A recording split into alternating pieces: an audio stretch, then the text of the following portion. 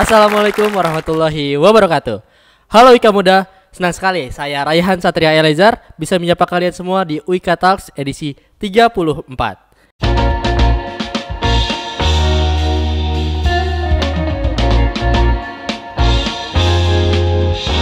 Nah, seperti biasa, kita akan mengupas tuntas topik menarik yang inspiratif dan penuh inovasi nih.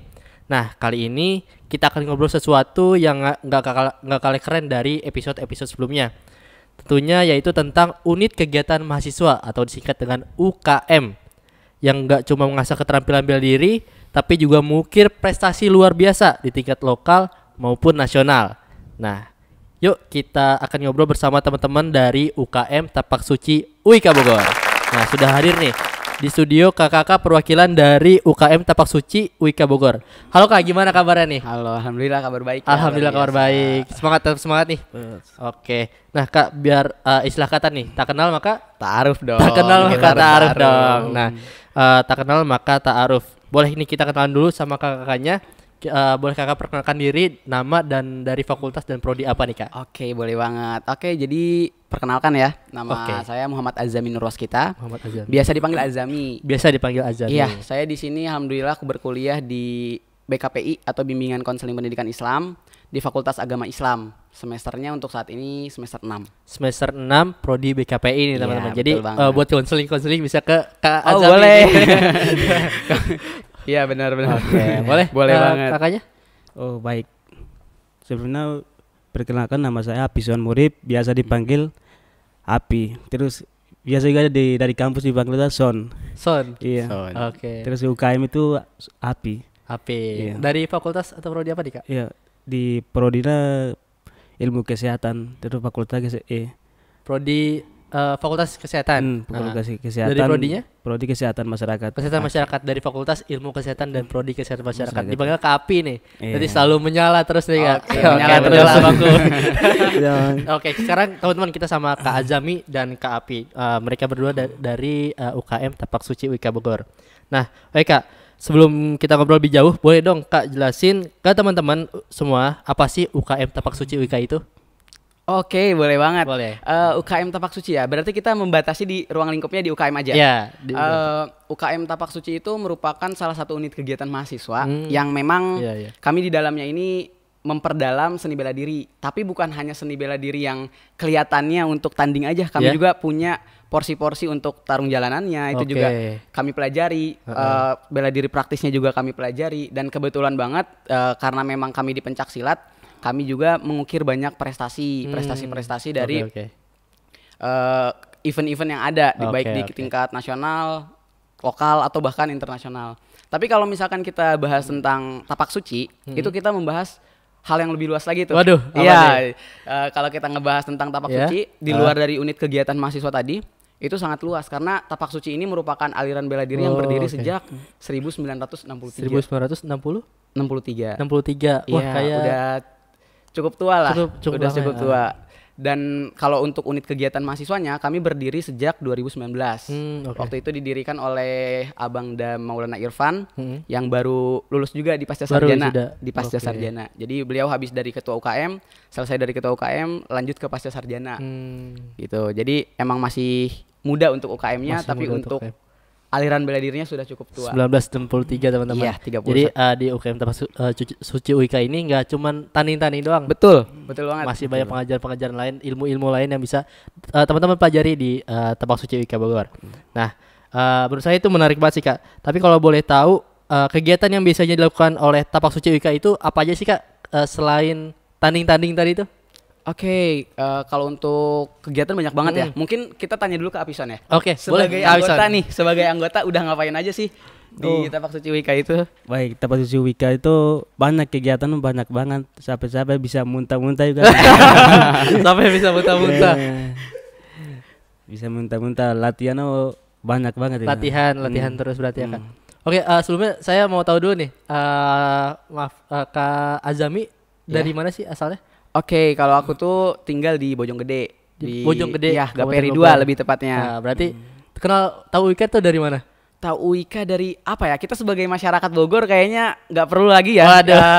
Apa namanya? tahu UIK dari mana ya? UIK itu kampus ternama lah di Bogor gitu ya. Apalagi mantap. untuk yang berbasis Islam itu termasuk kampus yang sangat menonjol sekali dan saya memang mencarinya yang ruang lingkup Islam untuk menjaga keislaman dan menjaga pergaulan. Jadi UIK itu menurut saya tahu dari mana aja saya lupa karena saya tinggal di Bogor dan itu sudah menjadi hal yang biasa saya dengar dan infonya mudah sekali didapat. Kalau Kak Api nih, kayak emang bukan orang Bogor nih Kak Api nih lihatnya. Kak Api tinggalnya asalnya tuh dari mana sih Kak?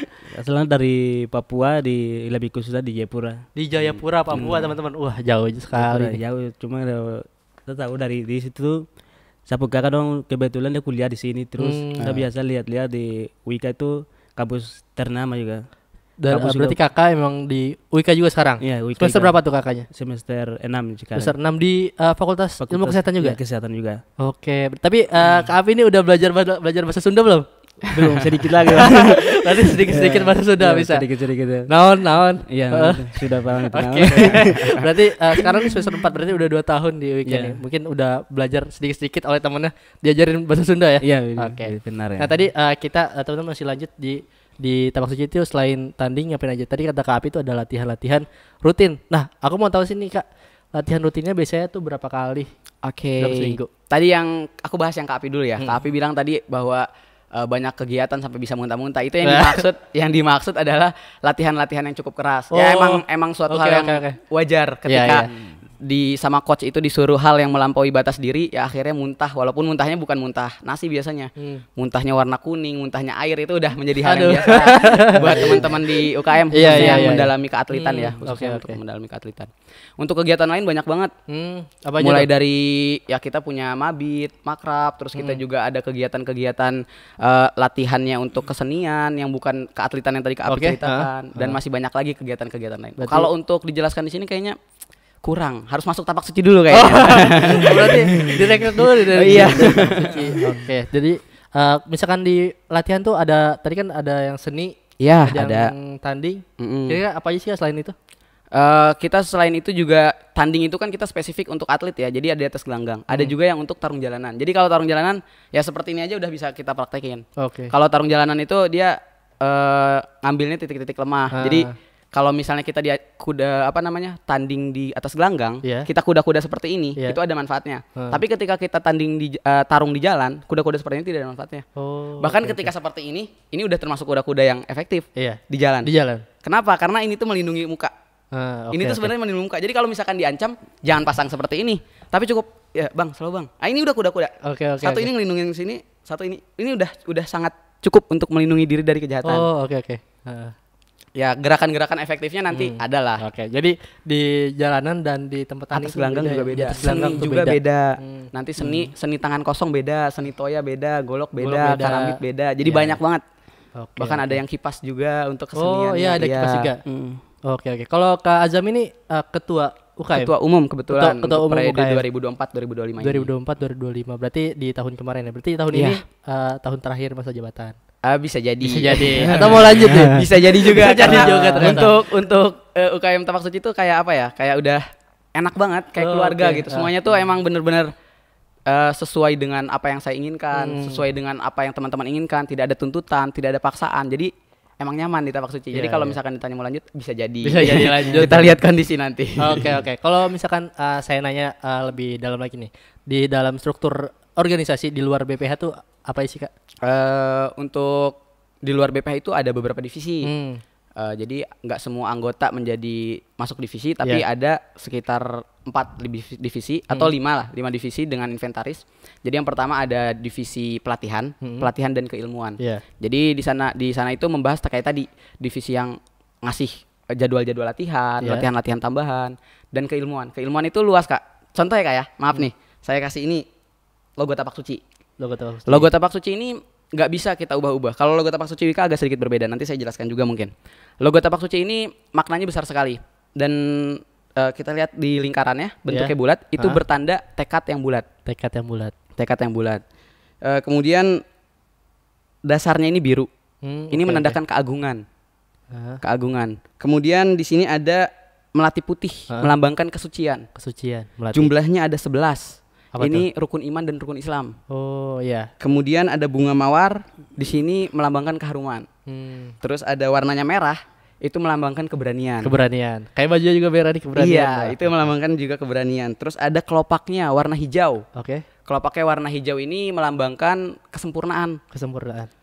Ini tepian hitamnya itu melambangkan kekal abadi sifat Allah. Bahkan tepian hitamnya juga ada. Tepian hitamnya juga ada maknanya. Dan jari seperti ini juga ada maknanya. Tangan kanan itu artinya keutamaan. Kemudian jarinya rapat itu keeratan. Sesuai banget sama tapak suci Wicca itu. Keeratannya ada di sana. Kemudian ini ibu jarinya ditundukkan. Ini melambangkan kerendah hatian. Oke. Jadi semuanya itu ada maknanya. Jadi semua ada maknanya. Dan itu dibahas juga di divisi pelatihan dan keilmuan tadi. Oke. Berarti itu satu divisi aja. Itu baru satu divisi. Baru satu divisi. Dan itu baru logo, belum sejarah, belum ini. Kayak kalau lebih dalam lagi masuk tapak suci Wicca. Kalau misalkan kita membahas lebih dalam lagi kayaknya bukan satu podcast nih. 8 SKS kayaknya. 8 SKS. Lumayan ya. Gitu. Jadi terus ada divisi media publikasi juga. Media publikasi. Tentunya di Instagram. Di Instagram bisa di-follow juga Instagram enggak? Boleh. Ya, jadi ada media publikasi, ada juga divisi kaderisasi dan bina prestasi. Kaderisasi. Dan ada divisi inventaris sarana dan prasarana dan kemungkinan besar kedepannya juga akan berubah. Karena pelajaran dari tahun ini divisi-divisi ini sangat padat. Dan bisa jadi ada sampai 7 divisi mungkin ke depannya dan lain sebagainya gitu. Kalau saat ini berapa divisi? Ada 4 saat ini. Ya baru pengen dipecah jadi 5. Oh iya. Berarti gitu. Lumayan sangat mendalam isi dari divisinya itu nanti. Iya betul sekali. Kalau KAPI ini sekarang kepala divisi atau sebagai anggota? Sebagai anggota ya. Sebagai anggota. Oke, mantap. KAPI dari tahun berapa nih ikut? Dari tahun 2003. 2023. Iya. 2023 udah berarti pas maba ya, mahasiswa baru. Pas maba langsung. Karena tapak suci ini lumayan terkenal di UIK nih. Karena pas ta'aruf aja, pas ketika mahasiswa baru ta'aruf ini penampilan dari tapak suci paling wah gitu. Iya. Tertarik gitu. Oke, lebih tertarik jadi mahasiswa. Kalau boleh tahu nih Kak, di tahun kemarin khususnya setelah ta'aruf itu berapa total anggota di tapak suci? Total anggota di angkatan 2024 berarti ya. Oke, untuk angkatan 2024 itu kita yang daftar itu sekitar 98 hampir 100 lah. Hampir 100. Tapi kami adakan seleksi karena kami ingin yang anggota-anggota yang berkualitas gitu. Bukan hanya sekedar kuantitas tapi juga kualitas. Gitu. Jadi kami seleksi ya alhamdulillah qadarullah yang keterima ada sekitar 30 yang berani berkomitmen. Wah, mantap. Dari 100-an yang setelah diseleksi yang mantap itu 30, sekitar 30-an ya. Iya, sekitar. Kalau jumlah seluruhnya di dalam UKM untuk saat ini ada 58. Ada 58 orang. Iya, sudah termasuk pengurus. Oh, sudah termasuk pengurus. Kalau target di tahun 2025 nih? Nah, iya. Ini juga menarik ya karena target 2025 itu dari pembina kami, Pak Abdul Karim Halim itu beliau menargetkan bahwa minimal 100.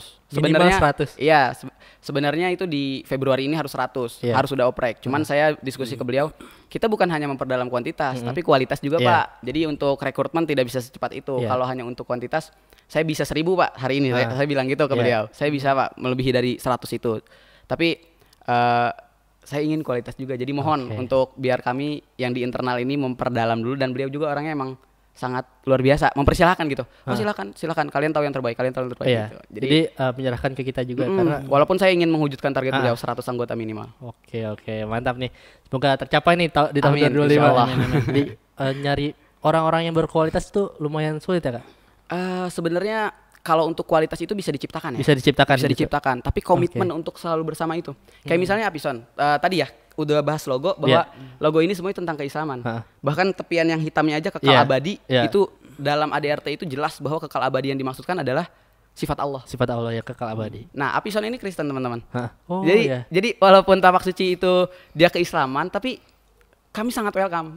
Sangat welcome dengan teman-teman yang Kristen, dengan teman-teman yang non-Islam, itu sangat welcome. Dan kita juga sharing, maksudnya sharing apapun gitu, tentang keagamaan kita sharing, tentang kebiasaan kita sharing gitu. Oke, jadi di tapak suci juga welcome buat teman-teman yang non-muslim. Betul, nah itu tentunya di UIK ini nggak nerima mahasiswa Islam doang ya. Iya, betul. Jadi kita welcome untuk semua agama yang ada di Indonesia gitu. Jadi banyak toleransinya ya. Iya, mengajarkan toleransi banget teman-teman. Betul. Dan kita juga memuliakan tanpa memandang ras, memandang suku, itu nggak sama sekali, apalagi agama gitu. Gimana nih pengalaman Kak Api di tapak suci maupun di UIK kan kalau dibilang kan bisa non muslim ya? Iya, minoritas lah gitu ya. Tapi gimana sih toleransi di UIK tuh? Ya kalau kegiatan-kegiatan itu ikut saya. Ikut. Saya pribadi itu ikut. Cuma kalau mungkin agama kepercayaan itu apa macam pas latihan berdoa itu kan Berbeda-beda. ya, kemarin kan saya kan baru masuk itu kan ikut-ikut saya. Iya. Tapi kalau sekarang baru ini nanti saya berdoa sendiri begitu. Oh iya. Pas latihan itu. Kalau toleransi sangat mendukung di weekend ini ya. Lingkungannya juga kegiatan apa itu semua ikut saya. Ikut. Mantap. Kak Api ini walaupun minoritas tetap semangat juga di weekend nih. Betul banget. Itu juga saya rasakan. Tadi yang diceritakan Api sedikit itu ya. Jadi maksudnya gini. Jadi di dalam tapak suci kalau mau latihan itu doa kita pakai syahadat. Kalau mau latihan. Karena doa kita itu asyhadu alla ilaha illallah wa asyhadu anna muhammadar rasulullah raditu billahi rabba wa bil islami dina wa bi muhammadin nabiyya wa rasula. Terus kita ada salamnya juga dengan iman dan akhlak kami menjadi kuat, tanpa iman dan akhlak kami menjadi lemah. Apisan itu mengucapkan itu. Kalau kata saya untuk doa seperti itu walaupun bersyahadat tidak masalah, karena iman itu kan bukan hanya sekedar di lisan aja, tapi diyakini juga dengan hati, amal bil jawari gitu kan. Jadi ketika dia mengucapkan dengan lisan bukan berarti dia Islam. Itu bentuk toleransi. Tapi ketika dia berkomitmen, Bang, saya nggak mau doa seperti itu. Walaupun itu peraturan di tapak suci doanya harus seperti itu. Kalau misalkan dia tidak mau, tidak masalah gitu. Welcome. Jadi toleransi di situ tuh ada, bener-bener ada gitu. Alhamdulillah gitu. Jadi seru banget tadi kita cerita tentang weekend ini baru segini udah seru banget. Dalam tentang tapak suci. Tapi kalau teman-teman mau lebih lanjut lebih dalam lagi, masuk tapak suci. Masuk tapak suci. Dan untuk masuk tapak suci harus masuk UIK dulu teman-teman. Oke, nah betul banget. Nah tadi seru banget nih kita udah dengar tentang latihan. Nah keren banget. Ternyata selain latihan ada juga pengalaman kompetisi ya Kak yang saya dengar nih. Nah ngomongin soal kompetisi UKM Tapak Suci UIK ini kan banyak banget nih prestasinya. Kalau saya lihat di Instagram UIK, wah menuhin postingan ini Tapak Suci prestasinya. Nah boleh cerita sedikit Kak prestasi apa aja yang pernah diraih sih oleh UKM Tapak Suci ini? Siapa dulu nih? Boleh dari Kak Api mungkin. Kak Api boleh. Prestasi-prestasi dari Tapak Suci. Prestasi ya.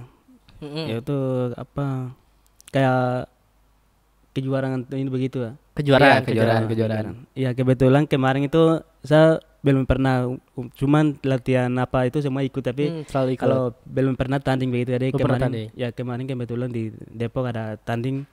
Saya ikut 1 kali. Mencoba bisa. Alhamdulillah. Bisa saya coba begini, saya lawan 2 orang. Dua orang begini ya bisa. Ya kebetulan saya bisa ambil juara 2.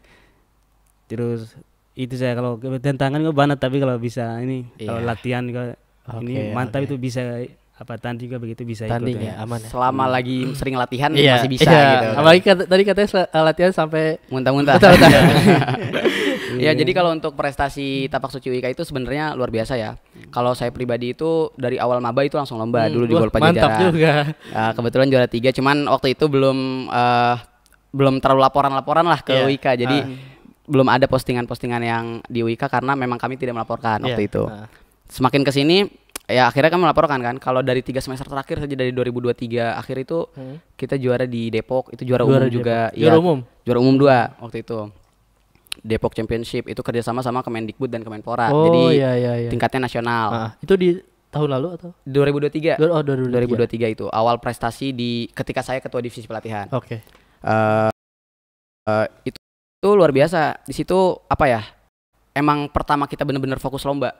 Ya khususnya ketika dari 2022 lah, semenjak saya maba gitu.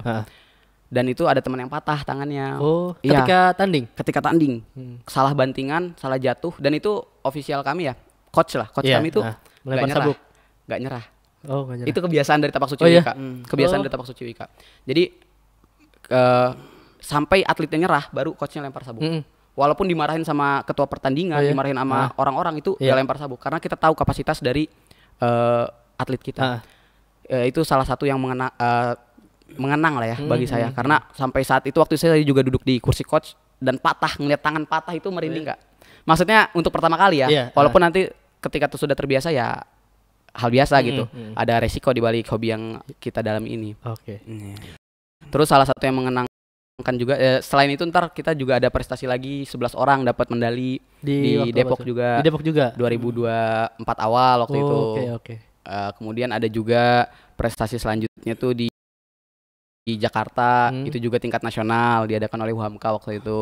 Kita ada 12 orang juga dapat naik podium. Wah, mantap. Terus ada juga sebelum itu kita ikut internasional. Nah, itu juga sangat menegangkan. Udah sampai internasional nih. Iya, kebetulan internasional itu kita gak ada yang naik podium, jadi nggak terlalu ke up. Yeah. Tapi itu sangat membuat kami dewasa lah dalam perlombaan, tidak meremehkan lawan. Lebih terbuka. Lebih bener-bener jadi pengalaman yang luar biasa, Kak. Karena dari 8 atlet terbaik UIK itu gak ada yang naik podium satupun. Dan saya atlet yang terakhir tanding. Ibaratnya teman-teman yang lain udah kalah gitu. Iya. Teman-teman yang lain udah kalah, saya tinggal satu-satunya orang yang saya berdua sama Bahrudin Bau. Ketua divisi pelatihan saat ini. Berdua sama Bahrudin Bau itu tanding di menit yang bersamaan. Jadi saya nggak tahu Bahrudin Bau itu udah kalah. Saya tanding di atas gelanggang itu sampai 20 menit. Ya.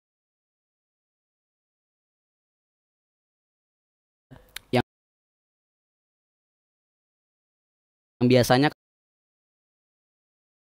kalau tanding-tanding nasional biasa itu ya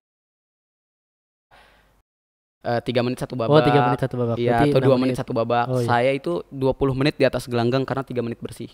Jadi, wah itu luar biasa. Di situ ketemu teman-teman dari Kamboja, dari Singapura, dari Malaysia. Dan sama, saya sebagai saat itu juga sempat duduk di kursi ofisial ketika anggota kami itu lawannya itu tingginya hampir 2 meter lah. Orang Malaysia. Iya, kurang lebih ya. Mungkin bisa dicari juga. Atlet Malaysia itu kelas open. Kelas open itu sebenarnya ada open 1, ada open 2. Open 1 itu dari berat badan 95 sampai 110. Kemudian yang open 2 itu 110 sampai berapa ke atas. Iya. Oke. Anggota kami itu sebenarnya open 1, tapi di kejuaraan itu open 1 dan open 2 digabung. Jadi berat badan yang sangat jomplang. Itu kami diteriakin dari kursi apa ya namanya? Kursi tribun. Bukan tribun. Jadi ada pengawas di situ. Dari yang untuk tingkat internasional tuh ada pengawas, di mana pengawas itu ngawasin kejuaraan dan keberlangsungan. Kami ditegur sebagai coach itu. Itu anggotanya udah gak kuat. Murid kamu udah gak kuat, lempar sabuk. Kata senior saya yang duduk di kursi coach juga, gak usah, dia masih kuat. Gak apa-apa, kita tahu dia kalah, tapi biar dia belajar. Gak apa-apa, tendang sekali. Kita kayak gitu aja. Tendang sekali, bagus, dapat poin. Walaupun kita tahu di detik selanjutnya dia bakal kalah gitu. Tapi itu untuk belajar, dan untuk pengalaman. Akhirnya dia sampai nyerah, bener-bener gak bisa bangun, baru. Karena senior juga tahu kapasitas dari atletnya. Betul. Kita itu lebih paham. Kita sebagai pelatih, kita sebagai partner itu lebih paham kemampuan anggota kita tuh sampai mana. Makanya ketika ada orang yang bilang itu atletnya udah gak kuat loh, kita lebih paham dia. Dan sampai sekarang anaknya masih di Tapak Suci UIK gitu. Sampai sekarang walaupun dia udah bonyok dulu, sekarang masih latihan. Gak kapok. Justru tambah jago karena dapat pengalaman lawan orang gitu. Itu juga sangat menegangkan sih. Dan kami waktu itu kurang modal ya, karena ya namanya nggak juara kan supportnya dikit. Kurang modal, kami itu tidur di selesehan musola. Sedangkan atlet-atlet yang namanya kancah berapa hari tuh? 5 hari. Tapi kita hari ketiga udah pulang. Selain karena sakit badan ya, kita udah gugur semua juga. Jadi namanya kejuaraan internasional tuh orang-orang lawan kita itu pelatnas. Kalau pelatnas itu atlet nasional ya. Kalau di bola mah timnas lah gitu. Bayangin teman-teman main bola lawan Rizky Ridho. Nah kayak gitulah kurang lebihnya. UKM lawan Rizky Ridho. Iya, maksudnya kita gak ada potensi untuk menang sebenarnya, tapi kami mencoba di situ.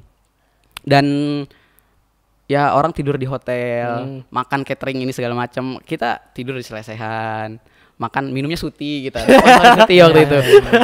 Sponsori Suti waktu itu. Minumnya Suti. Jadi luar biasa, itu menjadi pengalaman banget buat teman-teman juga. Itu masuk berapa besar tuh, Kak? 2 orang 8 besar. 2 orang 8 besar. 3 di orang tingkat internasional lah teman-teman. Iya betul. 3 orang di 16 besar. Oke, mantap. Tadi dengar prestasinya udah sangat menginspirasi kita banget teman-teman.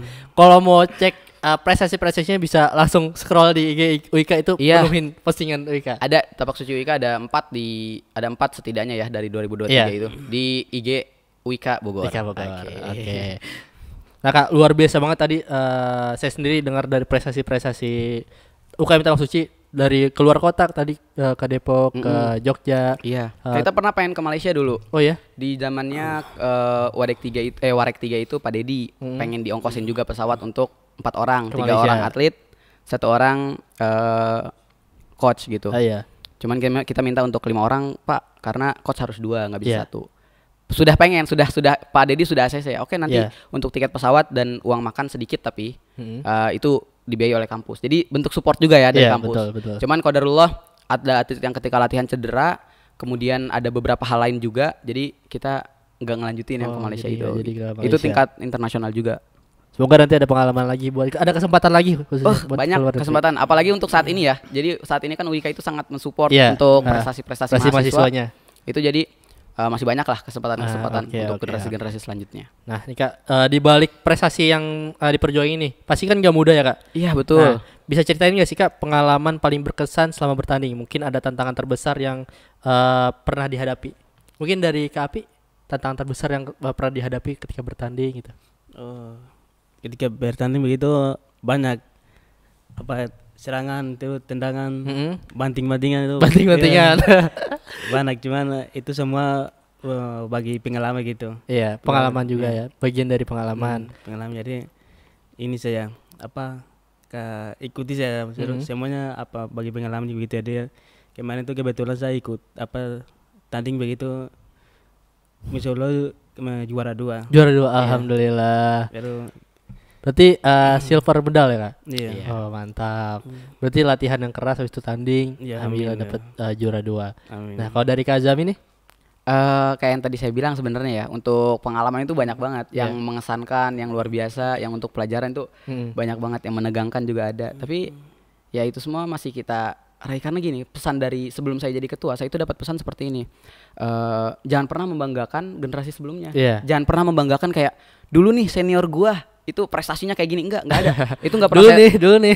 Itu enggak ada sama sekali. Jadi di tapak suci itu haram hukumnya untuk membanggakan. Lihat di atas meja kita udah ada 4 piala juara umum. Enggak, itu haram bagi kita. Jadi kalian adalah yang saat ini. Jadi ya kalian yang meneruskan. Jangan jangan bilang bahwa itu senior gua kayak gini. Dulu senior gua tanding di internasional, dan kita sebagai senior juga enggak boleh dulu kayak dulu nih abang tuh enggak boleh kayak gitu. Karena kita hidup di saat ini bukan kemarin. Iya, justru kita itu membimbing kayak kalian tuh udah bagus gitu. Kayak misalkan ditanya, prestasi apa sih yang udah diraih? Menurut saya pribadi ya, prestasi itu bukan cuma sekedar medali.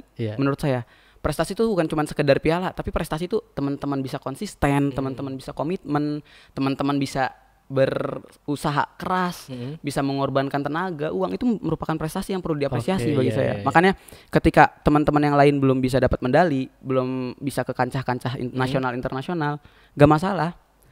Ya tetap konsisten latihan, itulah prestasi kalian, dan saya akan terus mengapresiasi hal tersebut gitu. Berarti apresiasi itu sangat penting ya Kak buat atlet-atlet yang ada di WIKA nih. Iya, sebenarnya dalam segala kehidupan tuh kita harus mengapresiasi, bukan hanya keatletan saja. Menurut diri saya sendiri juga perlu. Diri sendiri juga perlu. Oke, tadi kita udah cerita yang dihadapi kakak ini ketika bertanding itu sangat besar juga. Dari doa, latihan, ikhtiar, terus masih banyak perjuangan yang harus dilakukan ketika di tapak suci nih, khususnya mau bertanding. Nah, ini benar-benar inspiratif nih. Ini jadi bukti bahwa keberhasilan gak datang begitu saja. Butuh latihan, disiplin, sama mental baja. Betul. Karena kalau kita udah di area tanding nggak punya mental, waduh ciut nih lawan. Kadang itu kalau sebelum tanding lihat musuh saya mana bang, musuh saya mana. Nah, itu kita tempelengin tuh anak-anak kayak gitu. Musuh saya lebih gede nih bang. Nah, buat teman-teman Wika muda yang tertarik buat gabung ke tapak suci, gimana sih Kak cara daftarnya? Terus apakah ada persyaratan khusus Kak? Untuk ke tapak suci itu syaratnya satu sebenarnya, komitmen dan konsisten, itu saja. Untuk persyaratan lain itu sebenarnya ya kayak cuman mengikuti prosedur-prosedur. Jadi nanti teman-teman akan daftar dan dimasukkan ke grup, nama grupnya itu calon anggota. Belum jadi anggota. Setelah masuk ke calon anggota, baru nanti teman-teman itu naik ke tingkat selanjutnya, itu mengikuti makrab, mengikuti pelantikan. Setelah masuk ke pelantikan, baru teman-teman nanti diminta untuk mengumpulkan berkas-berkas tertentu, termasuk mencari tahu tentang tapak suci, atau bisa dibilang karya ilmiah, tapi tidak masuk ke ilmiah sih ya, hanya mencari tahu tentang tapak suci, seberapa tahu tentang tapak suci, setidaknya sejarah-sejarahnya. Dan sebelum ke makrab itu nanti kita ada jeda sekitar 1 sampai 2 bulan dari perekrutan, itu untuk ngasih jurus-jurus dasar yang nanti diujikan ketika makrab, dan itu harus lulus gitu. Tapi ada berkas khusus ya sih? Kalau berkas khusus nggak ada sih, nggak ada. Kalau untuk tapak suci WIKA itu kita lebih ke yang penting mahasiswa aktif gitu. Kalau untuk saat ini gitu. Oke. Berarti tadi ketika pendaftaran latihan dulu berapa bulan tadi? 3 bulan? 1 sampai 2 bulan. Baru makrab. Nah, proses makrabnya itu kayak gimana sih Kak? Proses makrab itu kita have fun sih. Kita hanya bonding aja, hanya merapatkan lah sesuai dengan tapak suci itu harus erat. Kita hanya mengeratkan mereka. Jadi prosesnya itu ya kita biasa bikin kelompok, terus bonding satu sama lain. Dan nanti di sesi ada 2 sesi, 1 sesi keilmuan di mana teman-teman ngasih tahu apa yang dia dapat. Kemudian ada sesi jurus di mana teman-teman dari jurus yang 1 sampai 2 bulan itu dites juga. Dites. Dan itu dasar banget, gampang lah. Berarti gitu. Yang keterima tuh hasil makrab atau memang dari awal? Untuk jadi anggota yang hasil makrab. Hasil makrab berarti. Iya, tapi yang calon anggota bisa ikut lagi di makrab selanjutnya gitu, pelantikan selanjutnya. Oke. Kalau dari Kapi nih, kan pernah makrab nih. Pengalaman Kapi ketika makrab di Tapak Suci itu gimana sih, Kak? Pertama makrab itu kalau sana ya kebetulan pas latihan itu belum kasih materi kayak begitu, tapi belum apal begitu. Baru pas kasih materi kayak begitu, tanya-tanya begitu. Pas pos masing-masing tuh kelompok-kelompok. Ada pos-posnya. Iya, pos baru jurus. Pas tahu bingin-bingin kasih ini lagi begitu. Bingung-bingung. Terus gitu kan bisa. Itu makrabnya lokasinya di Wika atau kita di Wika? Karena kita sangat mencintai Wika ya. Sangat mencintai Wika. Oke. Sangat mencintai Wika. Kalau makrab tuh 2 hari atau? Kita 2 hari. 2 hari 1 malam. Iya, karena emang jurusnya bermalam berarti ya. Bermalam. Oke. Nih Kak, ada nggak sih pesan dan motivasi buat mahasiswa UIK yang ingin mengembangkan diri melalui bela diri dan kompetisi, khususnya di UKM Tapak Suci nih? Oke, dari aku ya. Oke, boleh. Motivasi, sebenarnya motivasi itu apa ya? Kita dari dalam diri kita, gitu. Jadi kita tuh kalau gini, saya sedikit sharing nih, boleh ya? Ya boleh. Sedikit sharing, apa sih motivasi kakak-kakak di Tapak Suci UIK sebenarnya sampai bisa meraih banyak prestasi dan konsisten komitmen. Sebenarnya tidak lain tidak bukan itu, kita tujuannya dakwah. Kalau di Tapak Suci itu tujuan utamanya adalah dakwah. Di bendera kita itu jelas terpampang di bawahnya prestasimu, dakwahmu. Dan secara kaidahmu itu harusnya dipisah. Tapi di bendera kami itu disatukan. Kenapa disatukan? Karena prestasi itu harus menyatu di diri kita, layaknya dakwah menyatu dalam diri kita. Dan dakwah itu nggak harus keras bahwa Islam itu seperti ini. Tidak, justru kita menunjukkan bahwa Islam itu seperti ini, lebih lembut. Kita menunjukkan dalam keseharian. Nah itu menjadi motivasi kita. Karena cara dakwah tuh beda-beda ya, Kak? Beda-beda. Dan untuk aliran bela diri Tapak Suci, dakwah paling mudah itu dengan prestasi. Gimana ketika kayak seperti ini, saya menyampaikan seperti ini di sini sekarang. Ini bagian dari dakwah. Iya, betul. Bagian dari dakwah, dan itu bisa saya dapat karena prestasi yang diraih. Jadi prestasimu, dakwahmu, fastabiqul khairat, itu moto-moto yang selalu tertanam dalam diri kami. Gitu. Jadi walaupun itu enggak semuanya ya, enggak semuanya tertanam di setiap anggota, tapi kalau bagi saya itu yang bisa bikin kita terus konsisten dan komitmen. Betul. Karena kalau misalkan orientasi kita cuma sekedar uang misalnya, atau sekedar bonus, atau sekedar medali, ketika kita kalah kita kecewa. Tapi ketika kita dari situ, dari dalam diri kita, dan itu gak harus untuk dakwah ya. Kalau untuk anggota-anggota Tapak Suci yang sudah senior, saya tanamkan bahwa kita untuk dakwah. Tapi untuk anggota-anggota yang dasar itu enggak juga. Terserah mereka. Iya, motivasinya terserah mereka. Tapi saya selalu bilang bahwa ini selalu ada. Rendah hati. Rendah hati itu harus selalu ada. Jadi apapun yang diraih, apapun yang didapat, tidak sombong dan rendah hati ketika, ya sebenarnya saya juga bingung. Makanya ketika itu semua nanti kelillahi ta'ala seperti itu, justru akan datang sendiri. Prestasi-prestasi itu justru akan datang sendiri. Kesempatan-kesempatan itu akan datang sendiri. Mohon maaf juga nih, di Tapak Suci itu bisa dikatakan ya, kami yang prestasi bukan hanya akademik, non akademik, tapi rata-rata anggota kami itu prestasi juga di akademiknya. Contoh di perkuliahan berarti. Di perkuliahan, mahasiswa terbaik tingkat hukum yang di upacara akhir tahun kemarin kalau tidak salah ya, itu anggota kami. Tingkat hukum, Muhammad Azril. Ya, itu anggota kami. Kemudian mahasiswa terbaik tingkat UNIF, Muhammad Haidar, itu juga dari prestasi, salah satu yang ditimbang itu satu-satunya prestasi nasional dia, itu dari Tapak Suci juga. Mantap. Terus IPK anak-anak Tapak Suci hampir tidak ada yang di bawah 3,5, itu hampir tidak ada. Jadi luar biasa, bagus-bagus semua gitu. Jadi kalau saya sendiri pun hingga saat ini semester 6 alhamdulillah IPK saya masih 3,99. Alhamdulillah. Dan itu gak usahanya sebenarnya gak terlalu keras. Cuman luruskan niat saja. Jadi ketika kita kesana itu benar-benar untuk hal tersebut, itu akan datang sendiri. Datang sendiri, dan menjadi hal yang akan ketika ditanya seperti ini motivasinya apa, akan bingung. Karena ini datang secara bukan saya rencanakan gitu, tapi spontan. Iya, kayak rezeki ya. Gitu. Ya, jadi gitu. Untuk motivasi yang penting kita kalau misalkan memang muslim lillahi ta'ala, tulus. Betul. coba apapun yang dikerjakan niatnya diluruskan kembali. Kemudian kalau untuk hal-hal yang lain motivasi yang penting kita bisa komitmen dan lakukanlah apa yang kalian sukai gitu. Oke. Ini inspiratif banget nih Kak Azami. Boleh sekarang Kak Api motivasi buat teman-teman sobat UIK nih buat dari Tapak Suci khususnya dari Kak Api. Kalau motivasi saya mungkin kalau teman-teman kalau belum pernah ke Tapak Suci Wika ya coba ke Tapak Suci Wika gitu. Coba masuk Tapak Suci Wika. Buat khususnya mahasiswa nih, mahasiswa yang belum masih sedikit kesibukannya, masih banyak kuliah pulang. Boleh menyibukkan diri masuk Tapak Suci Wika. Karena kita juga punya secret teman-teman. Teman-teman pernah ngerasain kan yang namanya kuliah jam 8 terus lanjut lagi siang misalnya. Nah, itu ke secret dulu teman-teman. Kita ngobrol, sharing di sana, belajar juga bisa. Fasilitas secret kami itu, sekretariat kami itu ada wifi-nya juga. Jadi nyaman. Mantap. Iya, nyaman. Jadi masuk Tapak Suci Wika insyaallah enggak ada ruginya. Justru banyak manfaat yang bisa diambil. Betul. Nah, tadi kita udah denger motivasi dari Kak Azami maupun dari Kak Api itu sangat bermanfaat buat teman-teman yang mahasiswa Wika maupun calon mahasiswa Wika baru nih. Oke, jadi nanti agak bingung lagi nanti di kuliah di kampus selain kuliah ngapain aja ya? Wah, ini udah ada nih Tapak Suci Wika yang bisa teman-teman raih prestasinya di dalamnya. Iya, gitu. betul banget. Nah, terakhir Rika, boleh Kakak kasih alasan buat sobat Wika muda kenapa harus Wika Bogor? Siapa dulu nih? Boleh dari Kak Azami deh. Oke, kenapa harus Wika Bogor? Karena Wika Bogor itu apa ya? Tidak bisa dideskripsikan dengan kata-kata sebenarnya. Karena Wika Bogor itu luar biasa. Di sini fasilitas memadai, semuanya luar biasa. Akreditasi juga sudah cukup baik. Banyak juga prodi-prodi yang akreditasinya sudah unggul. Itu udah banyak banget bisa teman-teman pilih kalau memang teman-teman itu ke arah sana yang diinginkan. Kemudian dosen-dosennya juga enak dan ngasih ilmu itu nggak setengah-setengah. Itu juga bisa didapat oleh teman-teman.